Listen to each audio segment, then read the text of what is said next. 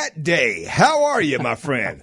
I'm doing excellent. Thank you. How are you doing this evening? I'm doing great. Listen, so my wife and I, we go to Cabo every single year, and we're down there for Sammy Hagar's birthday party, and we get up early before anyone else does because it's a party place, Cabo. And so we're having our coffee one morning. I look across, and I said, hey, honey, that looks like Pat Day. And she said, well, that's because it's Pat Day. And I walked over, and you invited me to sit down, and we sat down. We had coffee with you in Cabo San Lucas. Since then, we've crossed paths about 3 times since October. And I said, man, I've always wanted you as a guest. And I reached out, and I said, I got to get him. And you came on. So I thank you for coming on. Well, I thank you. And it was a pleasure to meet you in Cabo. We were there actually celebrating my wife's birthday. Yeah, you guys, you were in Cabo with a ton of family or something, right? Yeah, sure was. Well, you got such an interesting story. That's one of the reasons I wanted you on. But let's go back to the very beginning. You've won the Kentucky Derby. You've got so many records out there in the horse racing industry. I mean, you're locked, you're etched in stone in the horse racing history books. But going back to the beginning, you didn't even know anything about horse racing. As a matter of fact, you wanted to be a world champion bull rider. So how do you make that transition from being a world champion bull rider to jockey? And why would you even want to be a bull rider? That seems even more dangerous. Well, I guess I'm a bit of an adrenaline junkie. But it was... rodeo was a summertime pastime for people growing up and kids in my neighborhood up in Colorado. The nearest racetrack was in Denver, and I think we went to Denver 2 or 3 times, during my childhood and never went to the races. So, I believe, Dwight, my steps were being divinely directed. I'll be very honest with you. Okay. I got involved with rodeos, had a desire to be a professional bull rider. I had a very limited amount of ability and subsequently success as a bull rider, but it done a couple of things to further my career as a jockey. Number one, it helped me it taught me how to fall. And really? Yeah. And I believe that ability played me well in my racing career. It helped me to avoid serious injury throughout my racing career. But more importantly, it got me in front of people that knew about horse racing, and given my small stature, small size, inability to ride bulls, they suggested or recommended that I should be a jockey. Guy gave me his name and number, said, if you have an interest, give me a call. I did. He got me a job on a thoroughbred farm in California in January of 73, and the rest, as they say, is history. Yeah, I heard that. Is that the same ranch? And maybe if I'm off on my facts, let me know. But I heard that you get to a ranch and they said, look, to be a successful jockey, you got to be here for 2 years. You've got to learn the whole thing. And you say, yeah, I'm in. And after a month, you walk away from it. Is that same ranch? Yep. Riverside Thoroughbred Farm. So how do you go from walking away from it to becoming a jockey? Well, again, I think my steps were being divinely directed, because when I left the farm, I had no intention of pursuing a career as a jockey. Everything in my mind at that point was, what can I do to further my career as a bull rider? And I went to Las Vegas, Nevada, with the intention of getting a job doing something for the winter months. Mm-hmm. And when springtime rolled around, I was going to try to get a job with a stock contractor that would give me the opportunity to practice through the week and work on the weekends, rodeo on the weekends.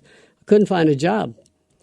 Somebody said they've got a little racetrack on the outskirts of Las Vegas here called Las Vegas Downs. They were trying to get it started. A couple of people out there using it for a winter training track. Go and apply for a job, and I did. A fellow named Steve Talbot befriended me. He had 3 horses. He said, you can exercise my horses. I'll give you $2 a head. And so for 2 months, I got on his 3 horses every day for $2 a head. Then he departed Las Vegas and went to Arizona, where he was the clerk of scales, he's the one that oversees all of the activities in the jockey's room and makes sure everybody's carrying the right weights. He was the clerk of scales on the racing circuit in southern Arizona. And so I followed him down there. He said, I'll introduce you to people, help you to continue with your pursuit as a jockey. Still wasn't sure that's what I wanted to do. I stopped in Wickenburg, Arizona, had a cowboy friend of mine living there, and so I stopped and visited him for a week, and finally said, I better go join Steve. I did. Went to southern Arizona, got hooked up with Steve, started getting on horses on the fair circuit. They were just running on the weekends bottom level racing. The circuit moved to Prescott Downs for the summer. I went to Prescott, got introduced to a fellow named Carl Pugh. He was a professional cowboy, a team roper, turned horse trainer. Him and I hit it off right away, became the best of friends. He started letting me or paying me to exercise his horses. I believe he was giving me $50 a week, and he had 30 head of horses. Oh, wow. But I just loved it. I loved getting on the horses and around. And by the middle of July, I said, Carl, I want to start riding. And he said, I'll let you ride a few of my horses. Subsequently, on July 29th, 1973, 7 months after I was on the farm, I won my first race. Wow. By January the following year, I was the leading rider at Turf Paradise in Phoenix, Arizona. Testimony to the fact that God had endowed me with tremendous talent and ability. I was an absolute natural. Didn't know what I was doing, but I was doing it and being highly successful. That's incredible. And what drew you to wanting to become a jockey? What was the lure for you? What did you want? Actually, to start off with, it was just a job. Okay. But I loved horses. Loved being around the horses. And then, of course, when I went to Arizona on the fair circuit, even though it was bottom-level racing, to be around the thrill, when they jumped away from the gate and the race. And, I started getting very enthused. And we went to Prescott, and Carl, I started taking the horses to the starting gate in the afternoons as well as getting on them in the mornings and watching the races and just around that. It just, man, I want to ride. It was a thrill of participating, but to win. I mean, obviously that was a home run. So let's fast forward now. And you're on top of the game. You're on top of the racing world. And me outside looking in, I'm seeing Pat Day. He's winning all these races. You have the fame. You have the fortune. You've got a beautiful wife, Sheila. You've got the house. I'm thinking this guy has it all. He's got everything anybody wants. But things are kind of dark for Pat Day. And take me back to that night in Miami. What happened and what broke you? Well, what happened to just lay the groundwork for that, I had, through the course of my early part of my career, I'm having success and I'm winning races. I've got a beautiful wife, as you said. Things obviously looked like they should be okay. Like I should be happy, content, overflowing. Happy, I was successful by the world's standards, but I'd gotten involved with drugs and alcohol. I was a stone alcoholic drug addict, if you would, and testimony to the talent that I'd been blessed with. I was continuing to win races. Mm-hmm. In 1982, I won the national riding title. And I thought, the missing piece to the puzzle, I thought, was that level of success. Sure. I thought, man, if I could be the leading rider in North America, if I could get my name up in lights, some national acclaim, I'll never have another bad day. So I rode hard, won the national riding title, went on a 2-week bender. When I came out of that, the fleeting feeling of succeeding had gone. It had dissipated. It was a tremendous accomplishment. But I discovered that it didn't fill that void in my heart. And that sent me searching. I remember screaming into heaven, walking outside, looking up into the sky and saying, what am I here for? Wow. And I wasn't getting any answers. As the Lord would have it, in 1983, I was the leading rider again. Tremendous accomplishment. But I knew that it wasn't going to fill the void in my heart. January 27th, my wife, Sheila, and I are vacationing in Colorado with my family.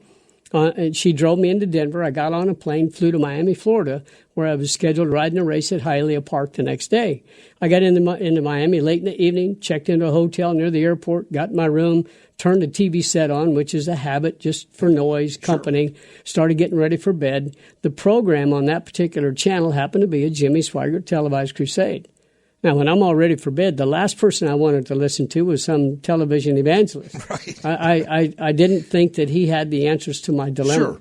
Sure. I thought that Christianity or religion was for women and children and wimps. It wasn't for a successful man like me. Mm-hmm. And I was looking for answers. And so when I'm all ready for bed, I ran through the dial, through the channels on that TV set. It was one of the old, before the days of remote control. Yeah, the chunk. Yep. Got all the way around the dial, back to Jimmy Swaggart. Nothing got my attention. I went to bed. As soon as my head hit the pillow, I went sound asleep and slept so soundly that when I awoke, I thought I'd been sleeping for 6 or 8 hours. But I awoke to the distinct feeling that I wasn't by myself. I sat up right in bed. I looked around the room. I couldn't see anything, but I could feel a presence. And I believe that at that moment, the Lord prompted me to walk over and turn the TV set on. But I walked over, I turned it on. As the picture materialized on the screen, I realized I've not been sleeping very long. Jimmy Swigert, still on TV. He just completed delivering his message of salvation through belief in the Lord Jesus Christ, and he was extending the invitation to the viewing audience, to any and all that would care to receive Christ as our Savior. And at that moment, Dwight, it was like the scales were removed from my eyes. I realized the presence there with me was the Spirit of the living God, and this was my altar call. And I fell to my knees and wept and cried and invited Christ into my life, never to be the same again. Wow. Okay. Pat Day is joining us. When we come back, I want to talk to you about winning the Kentucky Derby. And there's a story to that I think is incredible.